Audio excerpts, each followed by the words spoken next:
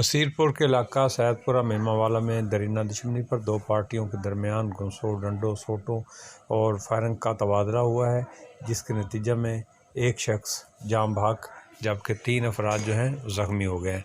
ज़ख्मी होने वालों में रेस्क्यू 1122 का एक मुलाज़म है, उसके पेट में फायर लगा है, उसको लाहौर रेफ़र कर दिया गया है, जबकि एक शख्स यासीन नामी की डेथ हो गई है, जिसको हॉस्पिटल बसीरपुर में शिफ्ट कर दिया गया है।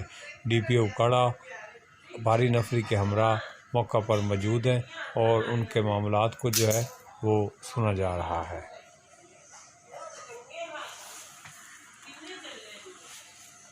ये 1 घंटा हो गया हमारे पास मरीज आए हुए हैं। एक बंदा जो वो फोत हो गया, एक रेस्क्यू वाले के पेट में गोलियां लगी हुई हैं, 4 लोगों की छाती में गोलियां लगी हुई हैं।